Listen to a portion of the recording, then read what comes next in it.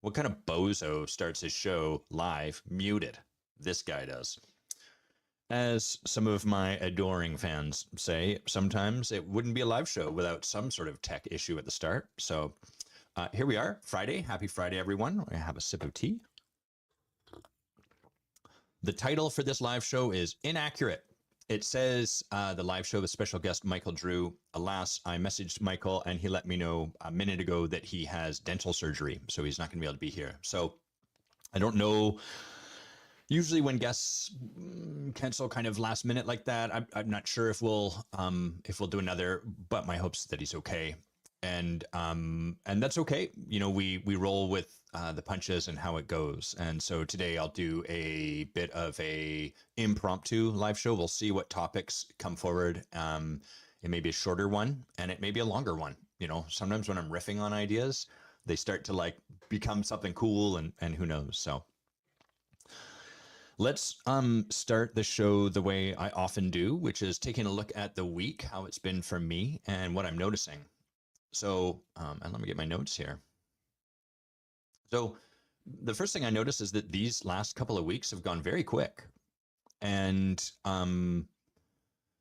the days have been quite full. You know, I've had, if I look at my calendar here, if I look at my calendar, I have had a number of days that started at 8 a.m. Typically, I start my day not until 10. I don't usually like to start my day until 10 because that gives me a lot of time in the morning to settle in, to get started, to do some writing, maybe go to the gym, all of that. But I've had a number of days starting at 8 a.m. and then going all the way through till like 5 p.m. So very, at least for me, very full days. And one of the things that I'm finding is really cool about that is that I'm not having an experience of feeling overwhelmed and taxed at the end of those days. So probably, if I had the exact same circumstances on my calendar 6 months to a year ago, so by circumstances, I mean the same appointments, the same conversations I'm going to have, all of that, the same stuff to do in the evening, then I probably would have felt very drained by the end of my days. And so I've been looking at that and distinguishing, what's distinct. And the first thing that I can see is that I've been turning a lot of my energy towards creating an experience of spaciousness in my life.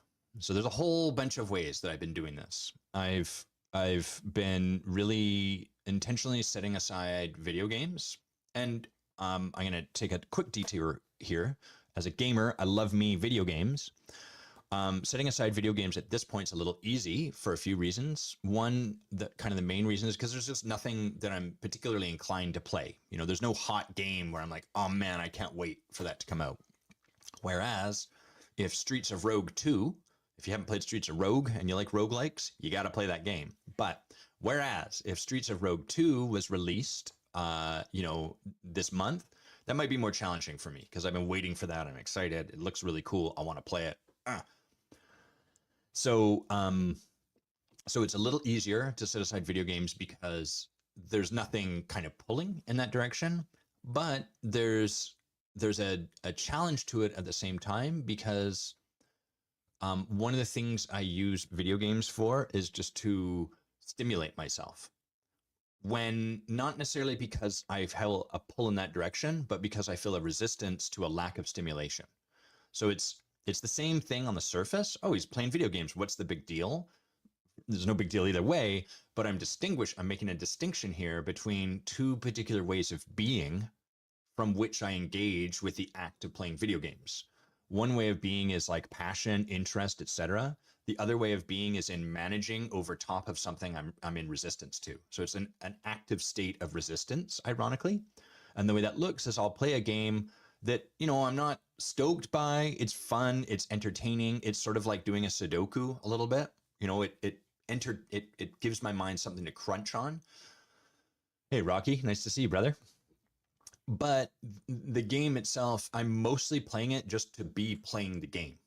And so that one is harder to let go of because it's easy that there's nothing I'm eagerly pushing into right now. There's no games calling my attention. There's nothing that my intuition or my passion is pointing me towards.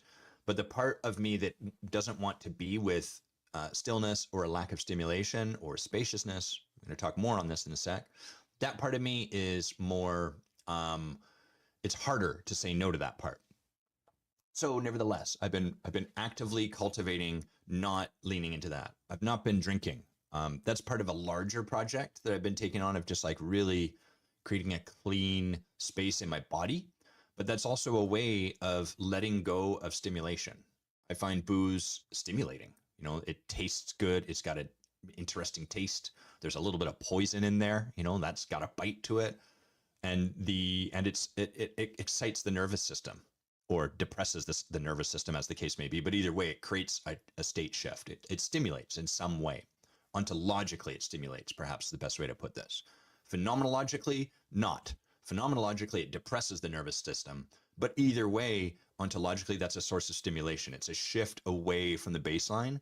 And whether you go up or whether you go down, that's stimulating something. It's some form of difference in terms of who you're being. So I've taken that off the table.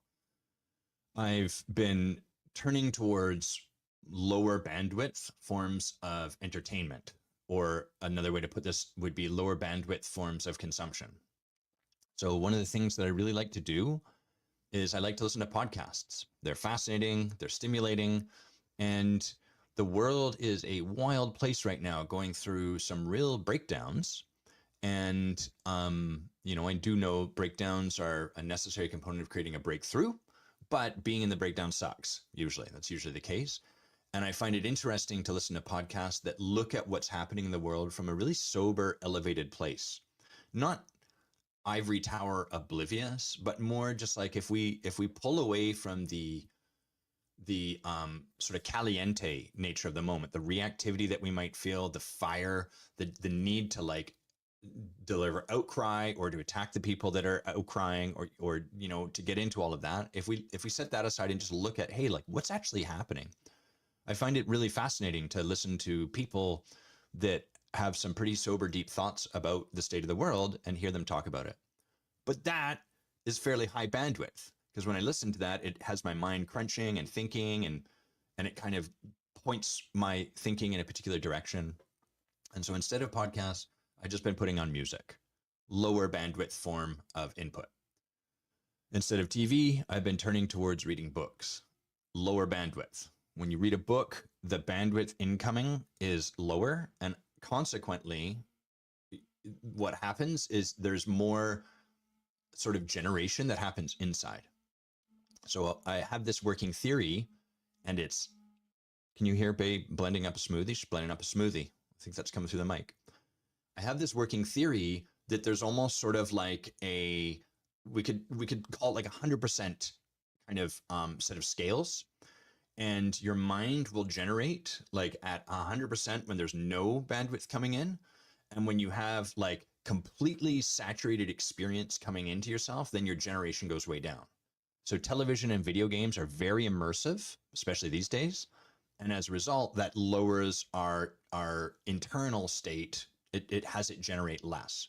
Books tend to give you they give you the words, the descriptor, but it doesn't give you the picture. So it fills in less of the image, and consequently your brain has more work to do internally. There's more to generate internally. So by lowering that incoming bandwidth, I actually allow the internal state to do more generating. So I've been taking this on for a bunch of reasons, but the biggest one is just because going into the holidays, I started to feel that, you know, I've been sitting in a state of restless, what's the way to best put it? Kind of restless boredom and disillusionment, and a lack of inspiration was really alive for me. And so when I'm faced with a lack of inspiration, usually the knee-jerk reaction is to point myself towards something stimulating, like find the inspiration out there. But what I felt really called to do was simply like just lower the bandwidth, just really sit in some space, then allow some spaciousness. That's not the right answer. That's not, oh, got it. He did that. Therefore, I should do that. That's the answer out. That's just what my intuition, when I got really quiet, was like inviting me towards. So that's been a big part of my practice lately. And what that does is it creates way more spaciousness. Now, watch this. I'm going to stick this landing. I'm going to talk about that schedule thing that we left off. You probably were like, this dum-dum is completely digressed, like he's doing right now. And he's no way is he going to talk. I just let go of the schedule. Nope. Adam caught that thread. So where we jumped off from this was I was sharing that I had these full days. But I noticed that my experience at the end of the day is not, it's not feeling run down. It's not feeling overloaded. I actually feel quite alive at the end of my days. And I attribute that to this spaciousness I'm creating. I've been creating a lot of space around me in my field, if you like, internally. And so there is a lot of energy that is being generated inside of me. And so it's been really cool. I notice my weeks are moving pretty quick. I notice that my calls with clients or with people or, you know, whatever I'm doing during the day has a lot of like energy imbued in it. I don't feel, it's not that I never feel tired or anything like that. I have those moments too, but the overall experience of myself, whether I'm feeling in any particular moment alive or awake or tired or physically exhausted or whatever, my underlying experience through it all has been really empowered, really generative. So that's been pretty friggin' cool. Been a pretty good week, pretty good couple of weeks from that point of view.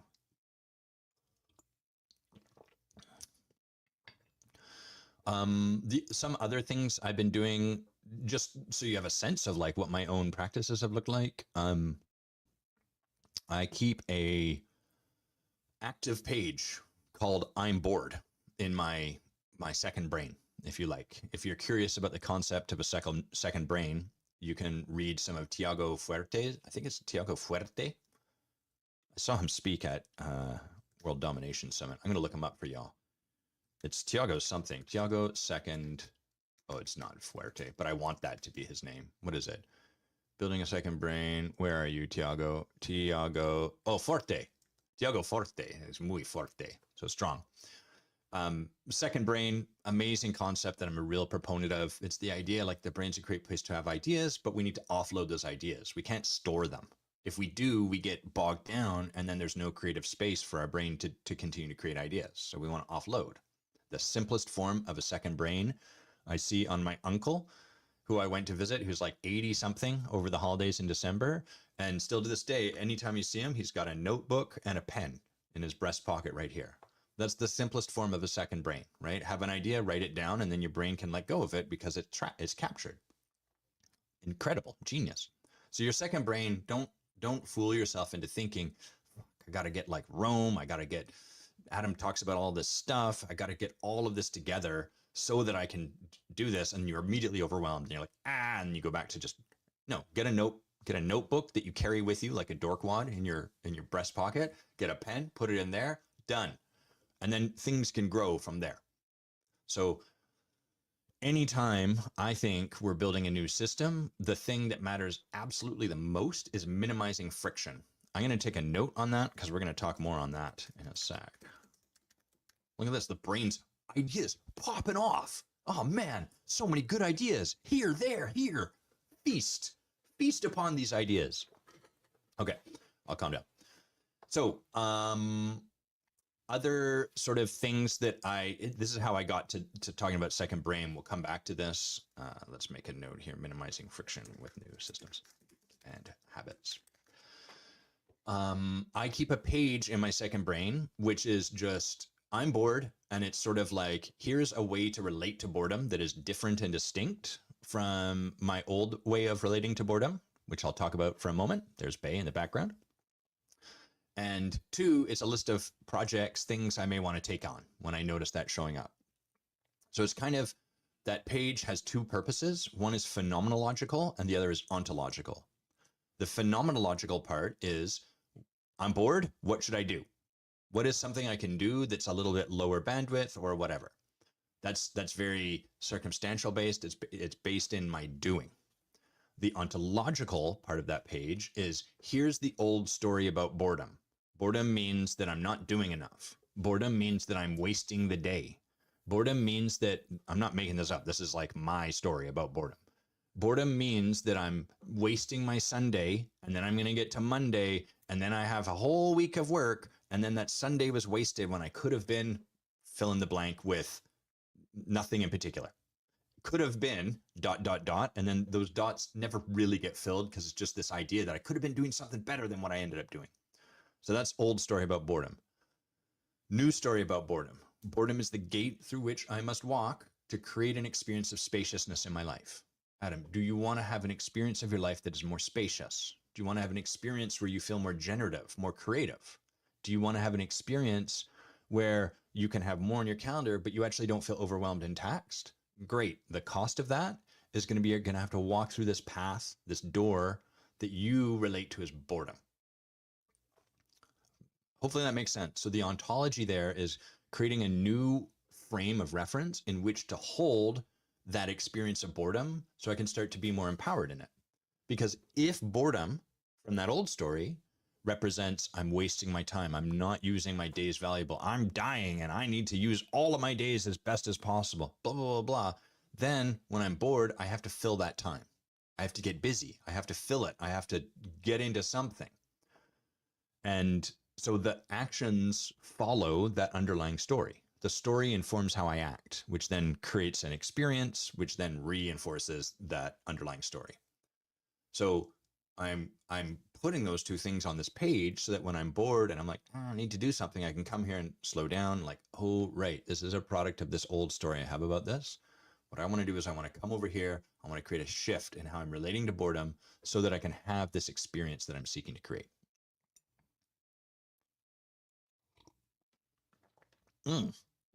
What tea? Hey, tea. I'm going to pour a little more while we're chatting here. I hope y'all are drinking tea. If you're not drinking tea this Friday, what the F are you doing? Okay, so that's boredom. And the last thing I want to share is, on this note, that does not always occur as boredom. Sometimes it occurs as restlessness.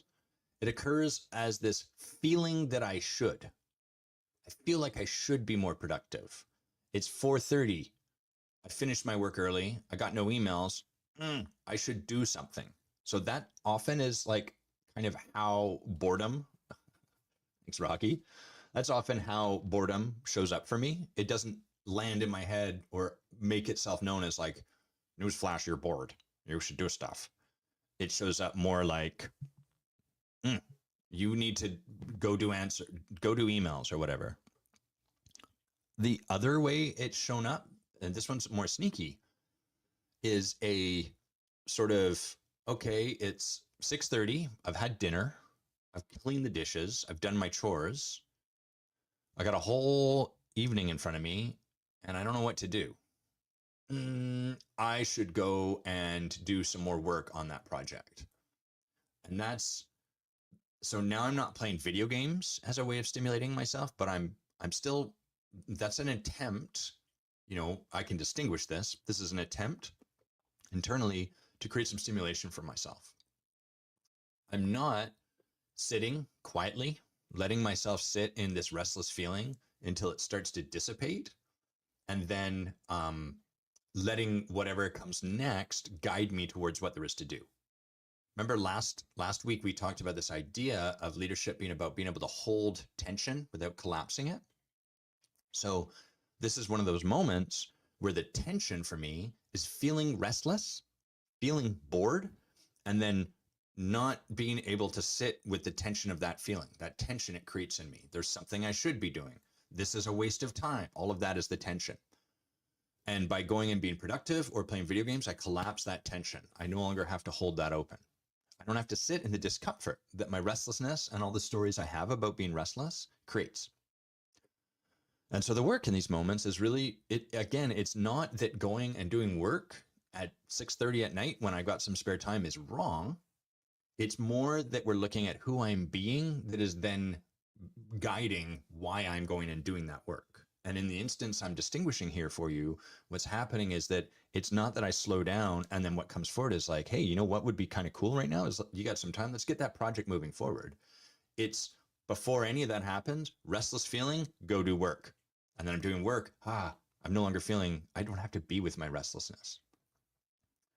So I'm kind of, I'm in this practice of doing what some divine intimacy practitioners would call holding fire.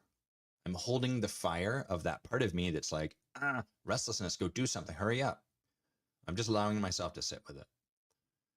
Sit and meditate, sit quietly, sit on the couch with my arms out, relaxing, looking around my room, letting my thoughts drift, and then letting the next action spring forward from there. When people come to me and they say that they want to be guided more by their intuition, this is not what they want to do. They've got all this noise and their intuition shouts at them like, stop doing that, start doing this. That's the hope. But my experience is that, at least for people geared the way I am, this is how we learn to find our intuition. We have to slow first. We have to create what we would call a clearing in which our intuition can be heard. The intuition is always talking to us, but we have to create a clearing in which we're willing to trust it, in which we're willing to allow the spaciousness in which it can be heard.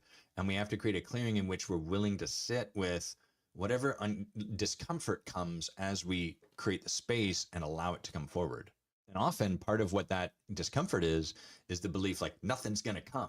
What if I just spend 8 hours tonight sitting here, Adam, you dickwad?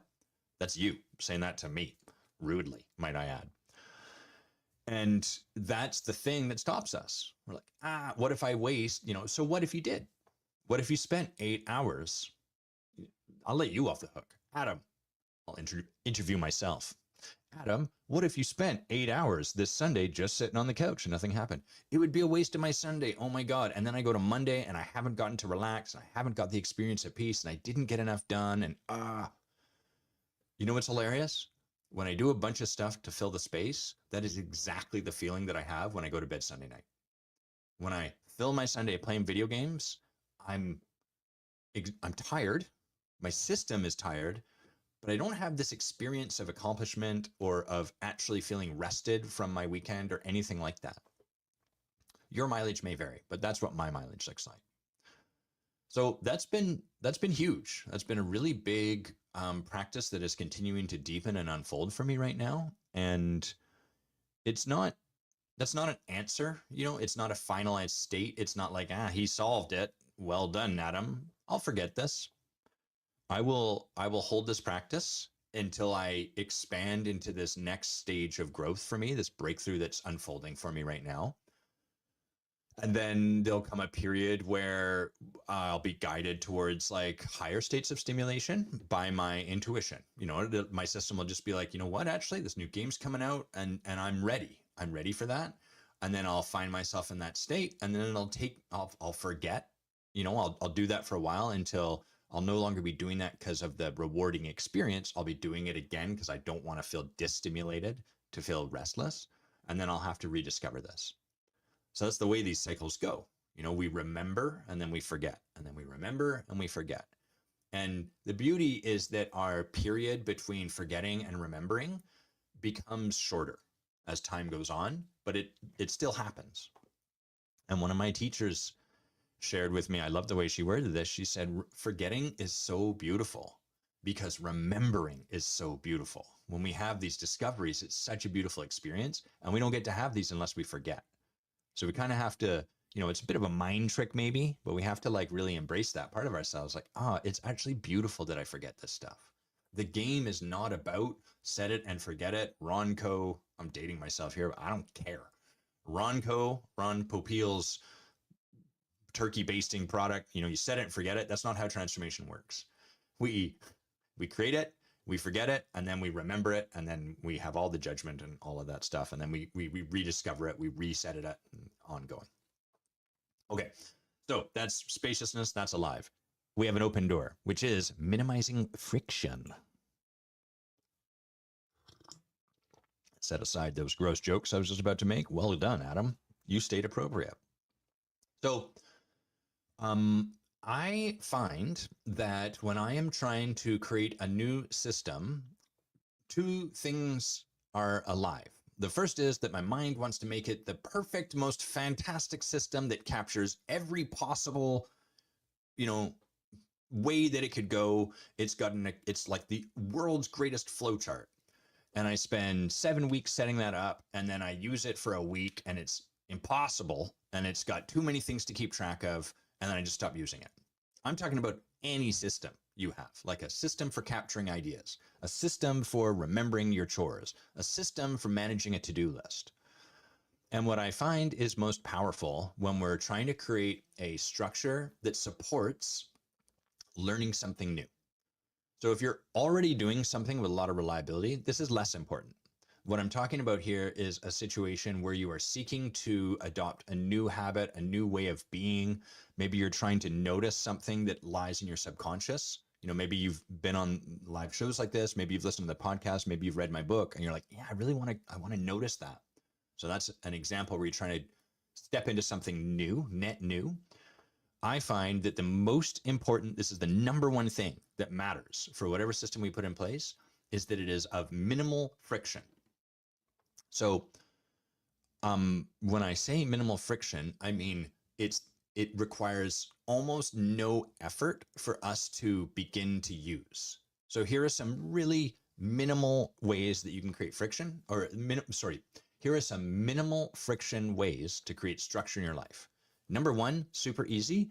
You've got this iPhone, if you're an iPhone user, and if you're an Android, you have some other weird system that I don't know, that I've got probably judgment about.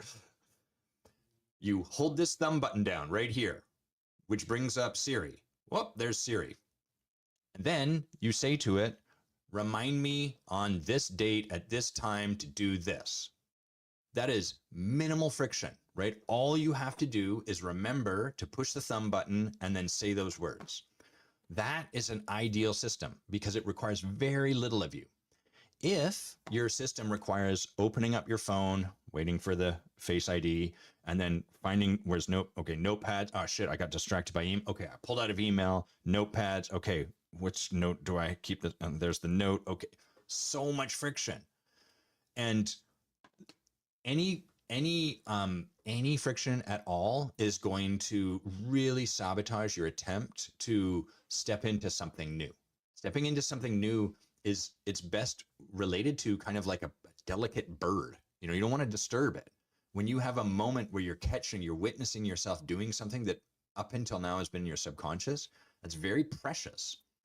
And so we want to create systems that allow us to work with that with a minimal amount of friction. So one example of this is I've been looking at how I eat as of lately. And because y'all know your man Adam, he likes candy and ice cream and stuff. And that's fine. It's important that I have that. But I wanted to create some kind of system for myself that worked with snacking and stuff like that. And I've worked with nutrition. I'm not overweight by any sense of the word, but I was carrying some extra weight and I wanted to lean up a little bit. I want to get that hot revenge bod for the summer that's coming. I'm all about smoking hot revenge bod that'll make whoever. Anyhow, I don't need to keep furthering this joke.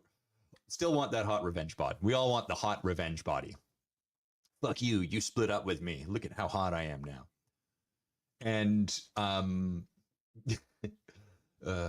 just resist making that joke another 10 minutes long, Adam.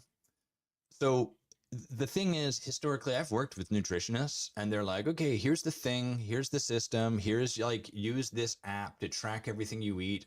Oh my God, it's exhausting. I don't want to sit down at every meal and track my macros. I don't want to estimate what did I put into this spaghetti that I made? I don't want to do any of that. It's tiresome. It's tedious. It's not innate for me. And there's zero joy in doing that. Now, credit to you if this is something that does. Like for some people, that level of sort of like tracking and stuff actually inspires something. So I don't want to suggest that for other people, this isn't the case. Further, historically, what I've done is like, okay, what's an empowering way I can hold this thing? And so that I at least had like a story to live into about tracking, okay, I'm tracking, I'm putting energy into. But there's been this point lately where I'm just like, I don't want to do that at all. Like, surely there's other ways. And so what is the most minimized frictionless way that I can work to eat a little healthier, to be a little more cognizant of snacking? And so what I did for this was I went to ChatGPT and I was like, look, here's what you're supposed to do. Fuck that. I don't like that, and it doesn't work for me, and I don't want to do that. I need a minimal friction approach. And so the suggestion was eat protein as a snack first, period. That's it. So if you're feeling snackish, eat a source of protein. Eat some beef jerky, eat a little bit of yogurt, something like that, and then wait a little bit, and then see where that leaves you. So that's an example of a system that's minimal friction. It's there's nothing I have to hold in my head. I don't have to track anything other than my own hunger. Feeling a bit hungry. Okay, let's have some protein. Let's wait a little bit, and then let's see where that takes me. So you don't need to use AI for this, and I recommend you don't, for like a lot of reasons. That's not to say I recommend you never use AI. I think AI is an absolute important place to work. The thing to take away from this is to look at the places where you are trying to shift an underlying way of being and experience for yourself something new, and look at your systems that you have in place to support that. If your system is like, okay, I'm going to do my best to remember, that's a terrible system, as an aside. Anytime we're working to bring something that heretofore was unconscious into our consciousness, willpower and memory are not, that is setting yourself up. It's fooling yourself. It's like saying, okay, up until this point, I've never ever seen this. So what I'm going to try to do is see it. That's not how it works. You got to put something in place. So one, make sure you have some kind of system. And then two, if you're finding, this really isn't working, how could you make that system a little less frictionless? Set a timer on your phone. Set an appointment on your calendar that reminds you, just, hey, how you're doing.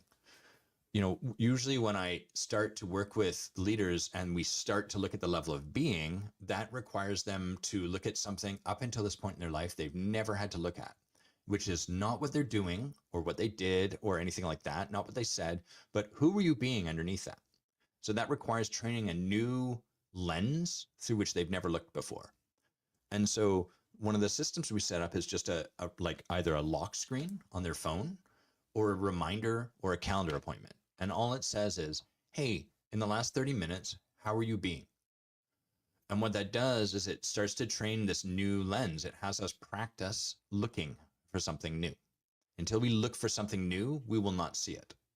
And unless we create some kind of reminder to invite us to look for something new, we're not going to think to do it, because our system is all set up based on how we used to look, the lens we used to look through.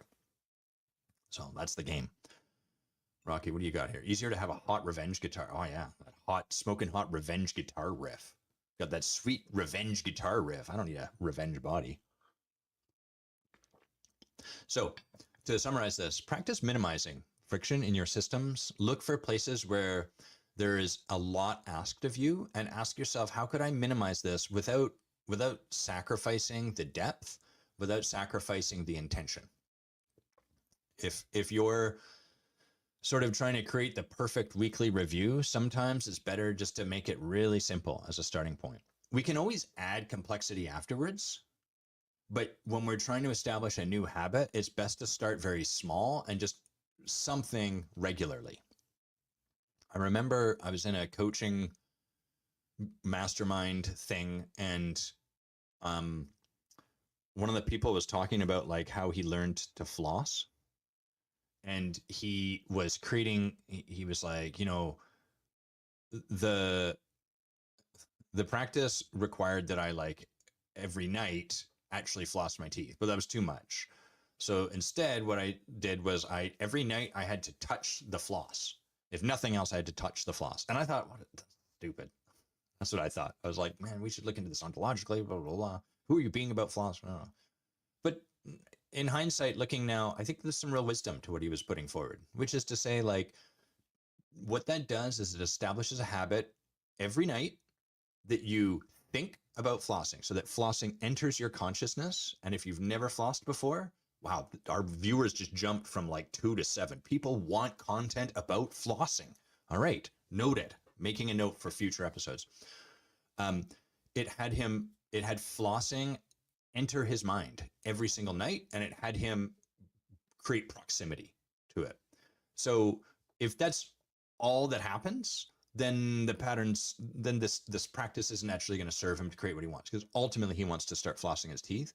But this is a great place to start. And when people struggle to save money, I think this is a great place to start too. Like, start saving anything every month, something, $5. Set aside $5 every month. Oh, but that's not enough. And like, it's not going to lead to my retirement, and I can't rely on that. Therefore, I have to do much more. Yeah, but it's going to start you in your process.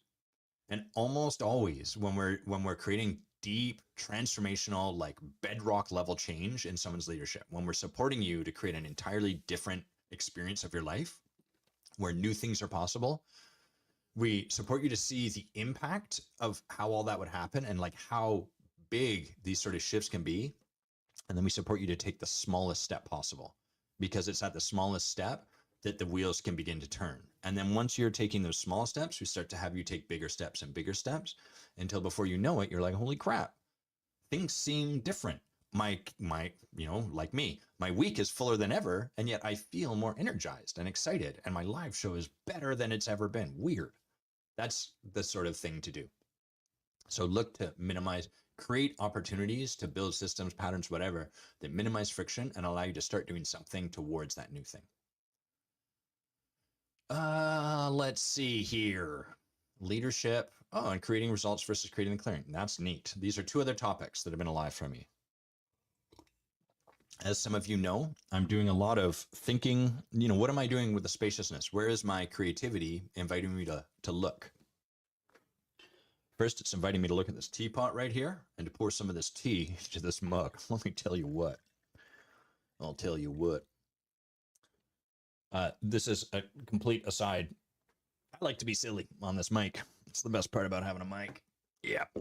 And I remember years ago, someone had reached out to me, I think because someone had sent them to my podcast, or he'd watched one of the live show episodes, and he was like, yeah, I checked out your live show and I really liked some of what you said, and some of what you said really made me uncomfortable. I was like, oh, cool. That's a sweet spot. That's what we're looking for, is that you gel.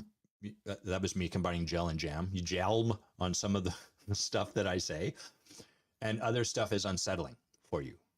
I want some of this. If none of this unsettles anything for you, we're probably not having an impact, because your world is consistent and coherent. And so if any of this is going to have an impact that will make a difference, it will need to be unsettling on some level. So when someone says, I found it uncomfortable, right on.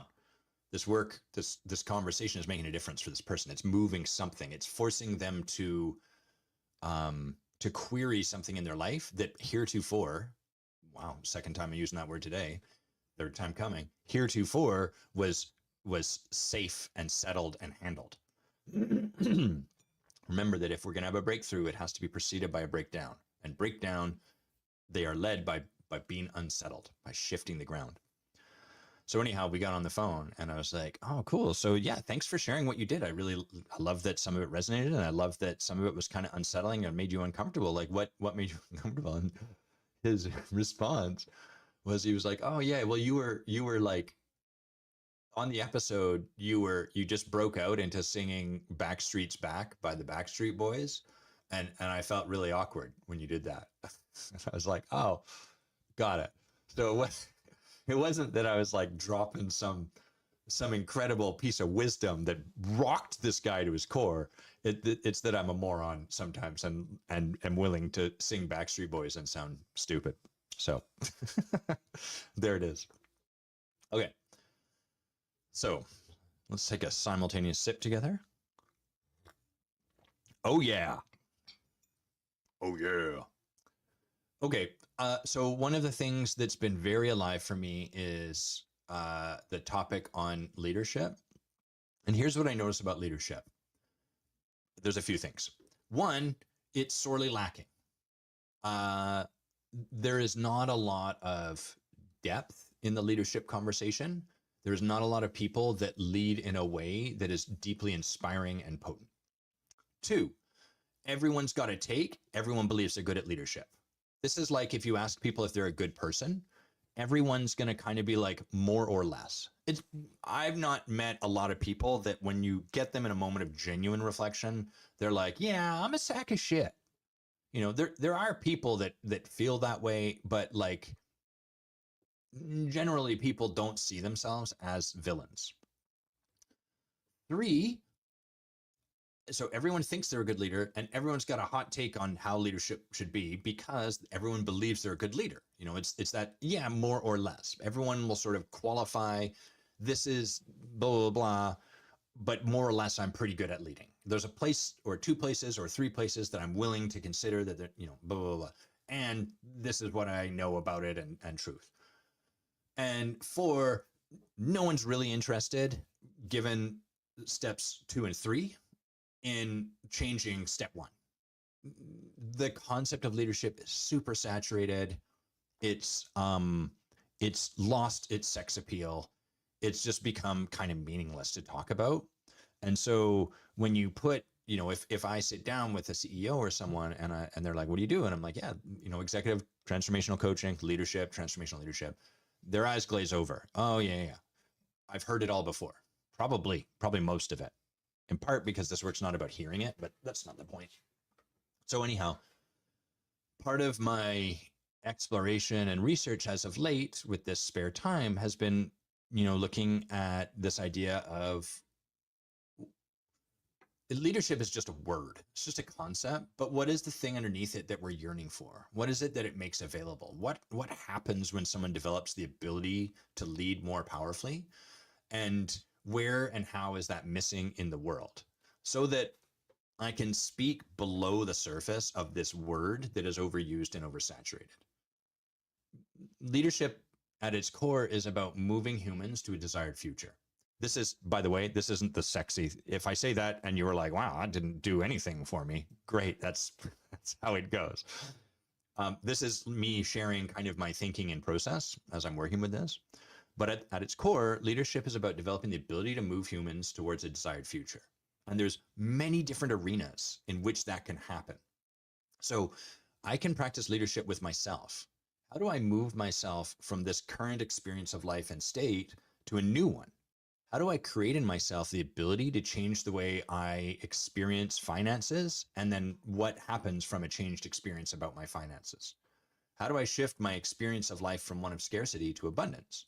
So anytime I take on the work of learning how to do that and creating a new experience there for myself, that's developing my leadership. You can practice leadership on more of like a level kind of like, you know, I really want to lead my son's soccer team to win the championships this year. Or I want to enroll my strata. I want to get them inspired by this idea of painting the outside of our place. I want to move us as a collective group of humans towards that future. And there's going to be stuff you're going to have to do to make that happen. You might be up against people's resistance. You might be up against the fact that it's easier to argue than it is to agree on a shared perspective. You may be up against the fact that people will tend to tell you what they don't want rather than aligning around what we do want and moving towards that. All of that stuff is part of the path in leadership. That particular example is a little more clear for a lot of us. We're like, yeah, all right, lead strata council, that makes sense. Third form of leadership is what a lot of people like me do professionally full-time for their careers, which is coaching. So when you are coaching another human, you are supporting that human to deepen their own leadership of self. You're helping that person become and embody more the being of leader in their life, aligned towards whatever it is they want to make happen. So this is where coaching and leadership are actually the same thing. Coaching is just an arena in which leadership is developed. It is not really distinct. I need to clean my glasses here. I've got some fuzz on them. Plus, they're also hurting my ears. These headphones are great, but they push my eyeglasses tight against my head, and then I don't like that feeling. What are you going to do? So, and then there's sort of the form of leadership that we are more typically attuned to, or that fits our perspective more often. We could think of this as like the default perspective or vision or format or whatever on leadership, which is leadership of a company or an organization or a group of people. So I have 12 people underneath me, or I run a company of 50 people, or I'm running a company of 1,000 people. Clearly the domain of leadership. In truth, all of these, every single one of these is a domain of leadership. And every single one of them has its own unique challenges, as well as a broad general set of challenges that can be developed and that can go undeveloped. And at every single one of these levels, there's a bunch of stuff that we can do that kind of allows us to short circuit the long-term strategy of developing leadership. For example, if I to lead a company of like 1,000 people and to do so in a way that generates more leadership and has those people become more leaders and like really create something incredible, on some level, you could say for long-term health, that's going to require developing in myself the ability to cause more and do less, meaning I have a deeper impact, but by doing less myself and inspiring and enrolling other people to step forward and to learn how to do that. And then, so on and so forth. It requires that I inspire and enroll people in a possible future that is not yet created. It requires that I learn how to hold in me the tension that happens when I try to support other people to learn something new and confront the experience that they have as they're failing at something they're trying to do, and all of that. So I have to do all of that stuff. I can short circuit that by paying people a lot of money. If I pay people a lot of money, more than anyone else, then people are going to stick around at my company because money is like really motivating. And then I don't really, if you can throw money at any solution, at any problem and kind of sort of solve it, which is what we're seeing. You could argue we're seeing the bankruptcy of that in the world right now. The world has become further and further fueled by money. Politics are more and more impacted by money. Companies do more and more with money, blah, blah, blah. This isn't to vilify money. It's important. Money is essential to how we operate as humans. That's a different conversation. But the point being that just like any tool, you can become over-reliant on it. And we're over-reliant on money as the solution. And you are doing this in your own life, I assert, because there's at least some kind of problem for which you were thinking, if only I had more money, right? Like maybe, I wish I had a house, but if only I had more money. I wish I had a deeper experience of abundance, if only I had more money. I wish that I could have more spaciousness in my life, but I have to work really hard so that I get enough money. And the reason that I can't take more spaciousness or create a deeper experience of spaciousness in my life is because I don't have enough money to then take the day off. So we all do this. And the thing is that trying to use money to address a problem like that, it doesn't address the problem. It's just like putting a Band-Aid over it. It allows it to kind of get pushed below the surface of our consciousness, and it creates a short-term solution to it. But long-term, that thing festers, which is why companies for which leadership is not developed the way we're describing here, and instead use money, just pay people the most, whatever, inevitably fall apart as time goes on. So this is kind of like the fundamental way that I'm starting to look at this. I'm trying to come up with like sexier ways to describe this. It's almost like a marketing or a branding. At the end of the day, it's a context exercise. I'm trying to create what is a powerful context in which to hold this work that I call leadership, but a powerful context to invite to set for other people's listening, so that they can hear this through a lens other than when you say leadership, there's a context people hear with that. The context they hear is, yeah, I know about this. I'm pretty good at this. Yeah, everyone's got a take. This guy's probably not got anything particularly valuable. My own take is just as valuable as any, all of that. And so the moment you say the word leadership, that's what their listening becomes tuned for and towards. And then it's hard to have any conversations really going to make a difference. And so my research has been like, what is it that I'm about and that this work is about? What are we creating? What does that allow to happen in people? What does that make available? What's the cost of not engaging with that? That's the first step. And then how can I speak to that in a way that's succinct and that creates a new way for people to listen to what I have to provide them? not just me, right? But anyone that's involved in this sort of transformational work, how do we create a context that actually inspires them listening from a different place? Because then they can start to hear this differently than over here. So at its core, what that is setting context for people. That's an important leadership part. So I'm in my own practice. If you rise up through the ranks, that starts to become like branding or marketing. Branding and marketing are different aspects of the capacity of a leader, like the leadership art or quality, to create a powerful context for people to listen into. That's what a good brand does. A good brand primes you. It sort of sets up your listening to hear a particular message or a particular product, which is a message, in a particular way. So that's all we're ever really doing as leaders. One of the things we're constantly doing is like, what is the default listening that people have for the thing I want to share with them? And how do I set them up to hear this differently? Because until I do, we can't have any conversation other than the way it typically goes. And here's how the typical leadership, leadership, there's that word again. Here's how that conversation typically goes. Probably not that much here for me, but maybe one or two new things. Leadership is about learning stuff and hearing new techniques, not about really developing myself. What's the new technique for me? And then what you're going to get is the new technique for you. As opposed to a context that's like, leadership is not at all about really learning skills. It's about deepening your capacity.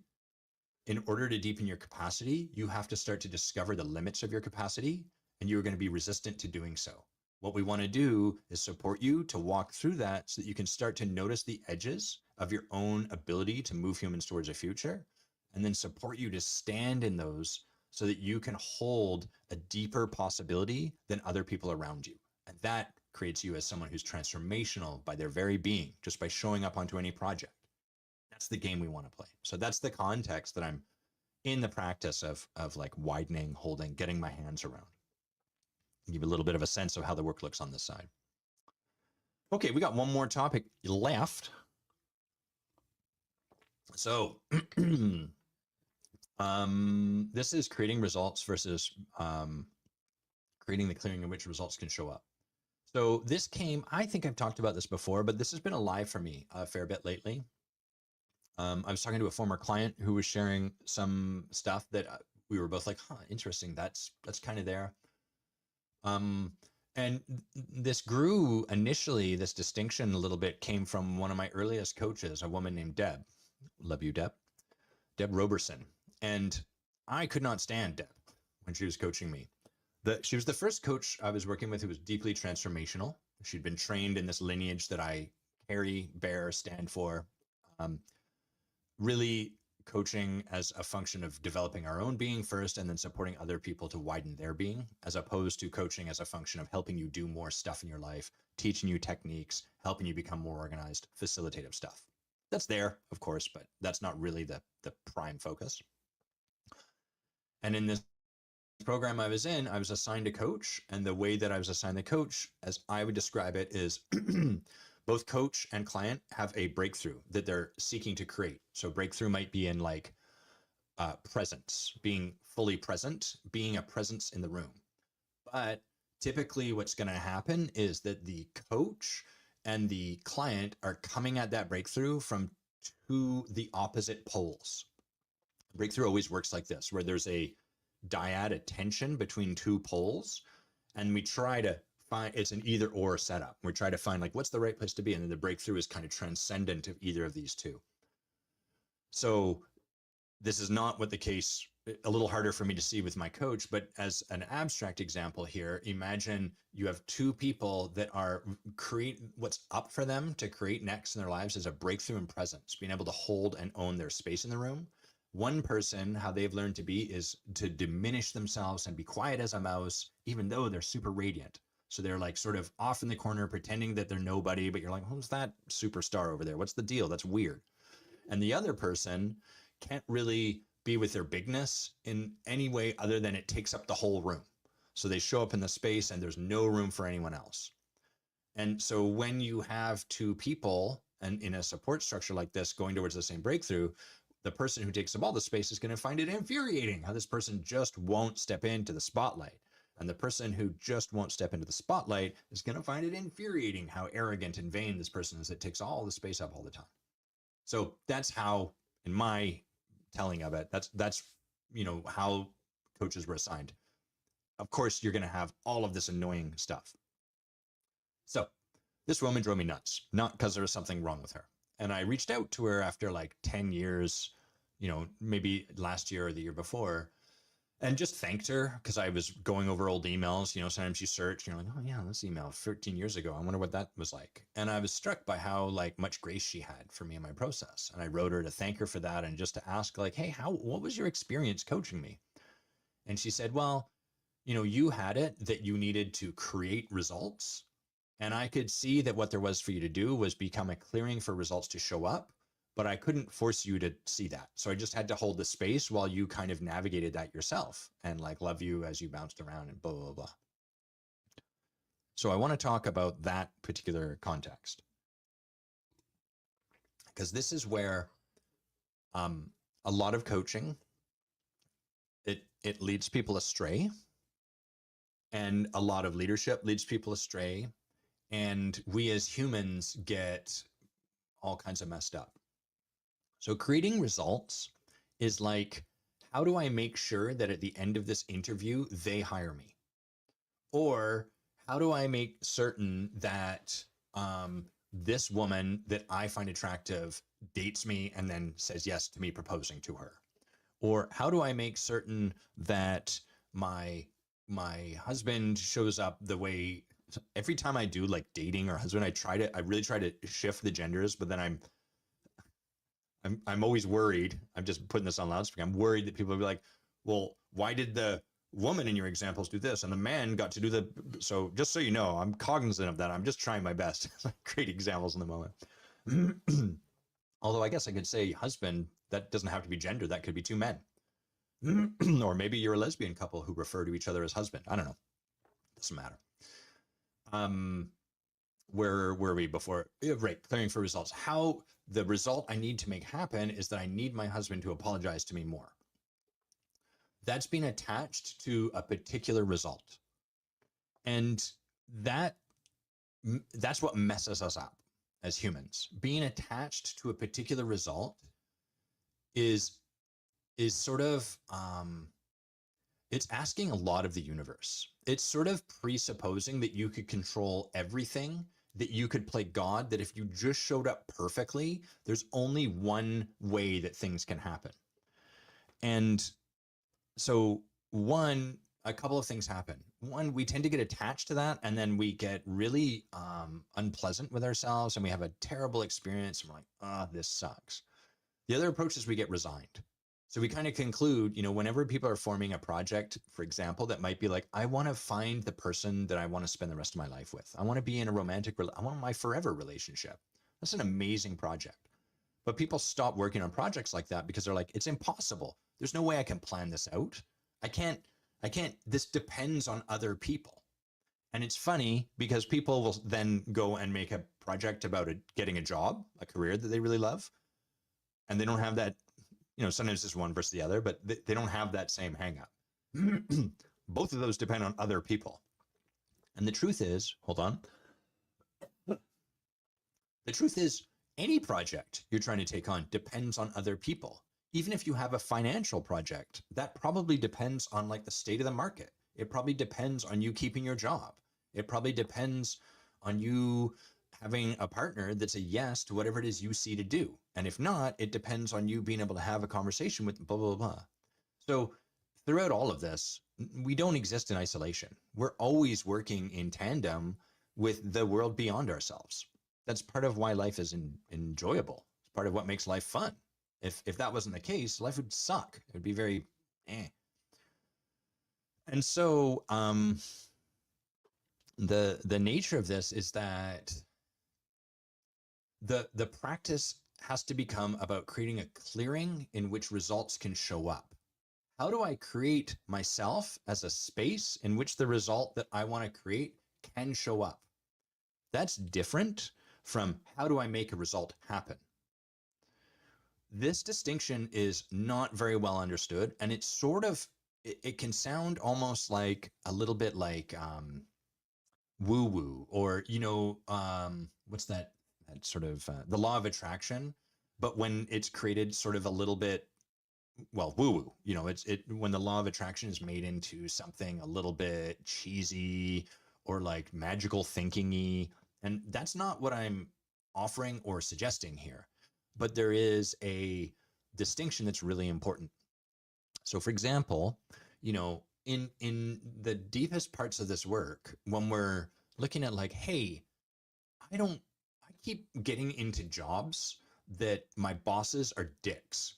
And the way that we typically look at that is like, how do I make sure I never get into a job again where my boss is a dick? And then all of the work that that person sort of takes on internally, especially when they're not working with a coach or not working with a good one or not getting support in their leadership in this area, becomes about like getting better and better and better at filtering people out and finding the right job. So that's a path about creating a particular result. It's an attachment to a particular result. Instead, the work that I find actually makes a difference in people's lives is, how do I become a clearing in which the job where I'm respected can show up? And that distinction in where you're looking does a lot. One, that second question, that second line of inquiry turns it inwards, because now we can start to ask questions like, well, how are you currently being a clearing for what is showing up? How are you being a space in which a boss that never respects you show up? How do you create that? How do you invite that? How do you meet the world in such a way that that's what you're getting consistently? And what do we need to move out of the way or shift such that a different form of boss, a different type of job can show up and be available to you? That's a less satisfying, in the short term, that's a less satisfying direction to look, because what we humans want to do is, look, here's the thing. The problem's you. It's not me. That's what we want to do. We want to fix you. I'm happy to lead up and to solve the problems of my boss and to solve the problems of the people out there. But they just won't listen. Exactly. And that's why we have to bring that inquiry inside of you. How are you being a clearing in which this shows up? This is one of those things that happens at every single level of leadership. It happens at your individual personal leadership when you're like, I want a job that, I'm respected and appreciated at. And it happens at like the highest levels of leadership where you're leading thousands of people. People keep showing up late to my meetings. How do I make sure everyone shows up on time? That is not a very powerful inquiry, because it's about changing the habits of other people. A more powerful place to look is, how are you being a clearing for the way people are showing up? How are you being such that this is the pattern of behavior that is being invited? And this is often one of the things I love about this idea of, how am I being a clearing for the result that's currently showing up and what needs to shift to create a different result showing up? This is also a great place to look when leaders want to create a different culture of their company. Oh, our culture sucks. Help me figure out what my culture is. Usually that's the first one. Help me figure out what our culture is. Great. Tell me about your life. Well, I work 7 days a week, but I love it. And I'd like to spend more time with my kids and my family, but it's pretty good and it's getting better. Okay, great. Here's what your culture is at work. Overwork with empowering of that overwork, and finding a reason to be okay with overworking, and then sort of wanting something different, but settling for things slightly incrementally getting better. That's the culture of your company. What? No, honestly, it's different. No, it's not. It's not. How we be is the clearing we are. And so when company owners, CEOs, VPs, whatever, want to really do cultural shifts, we have to look at them, because how they be is that clearing. Who we are showing up as in the world is a clearing for what happens. I keep having people that are narcissists showing up. How are you a clearing for that? How are you creating a clearing in which what is showing up is someone that spends a lot of time talking about themselves, rather than someone that listens to you, or someone for which, probably more empowered, would be, there's an equal amount of sharing about yourselves? This is a tough place to look, because it requires a willingness to be responsible for something that we are more comfortable with judging out there.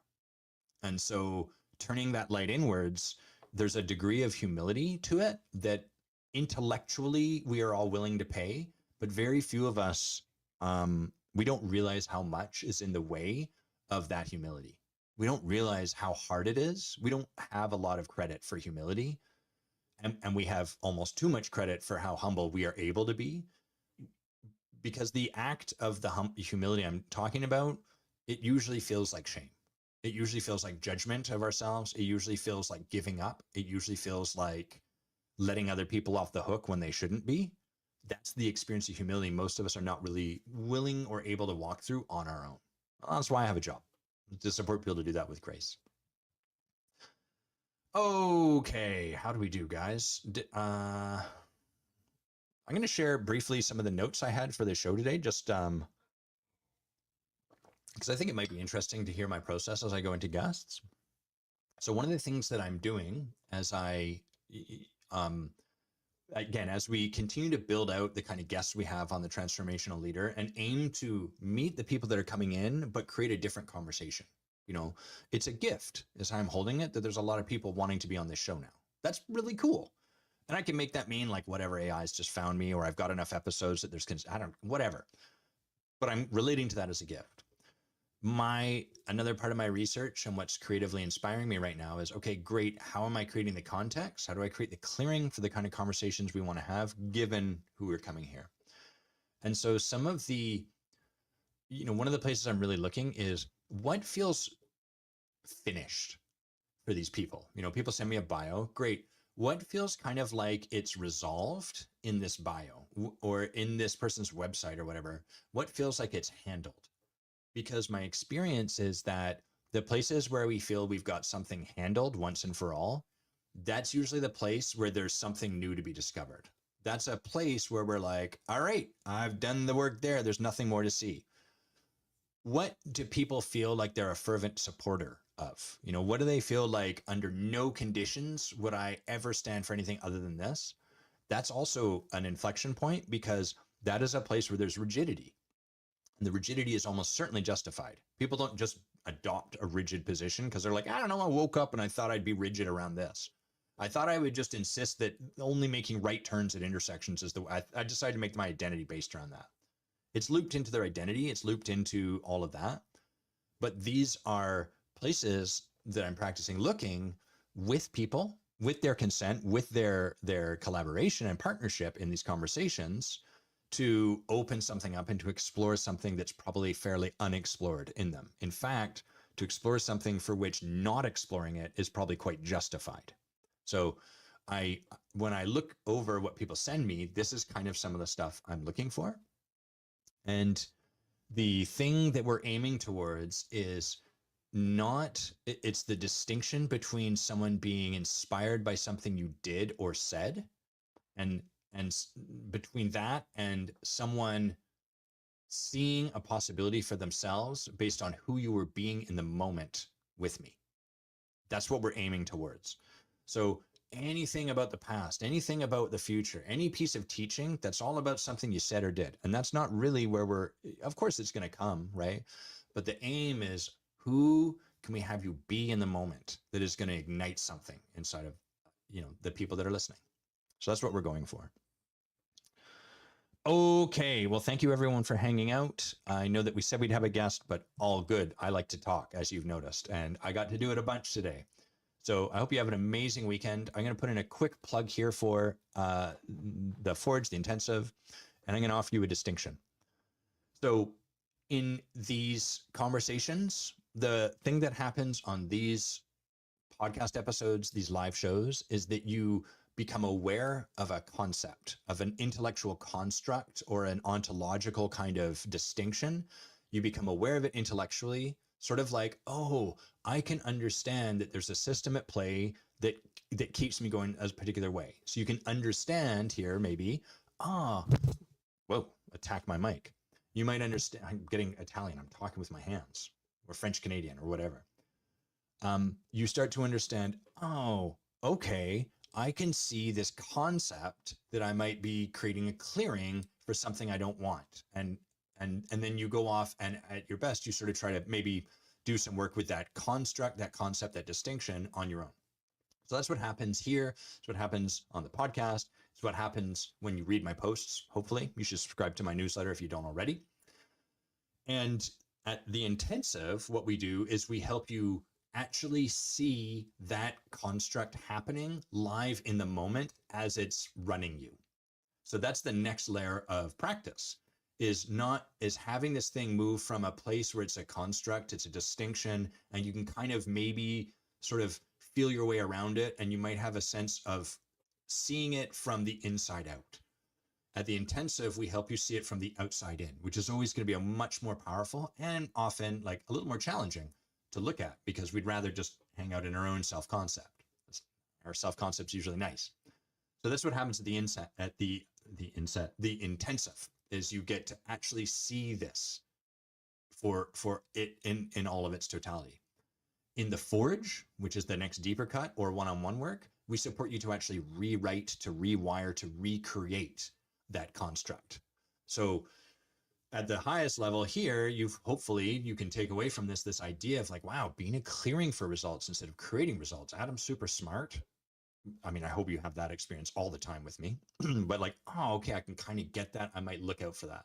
At the intensive, you're going to see that as it's happening. You're going to get a much better ability to see the whole shape of it. And then at the Forge or one-on-one work, what happens is you actually get to rewire that so that you become a person. You get to practice and then become a person that creates in themselves a clearing for a particular kind of result to show up. And the second thing that happens in that deepest work is you also learn how to support other people to do that. So you become more of a leader of self and then better able to generate leadership in others. So go to evergrowthcoaching.com/the-intensive if you want to go to that next level, or the-forge if you really want to dive deeply into leadership and all of its glory. Have an amazing weekend. I'm going to go get a haircut though. I'm going to go and play pickleball, and then I'm going to have friends over and we're going to play Magic the Gathering. I know. Adam, how do you make it look so good? I don't know. I just play a lot of Magic the Gathering and pickleball. All right. Love y'all. Have an amazing weekend. Bye-bye.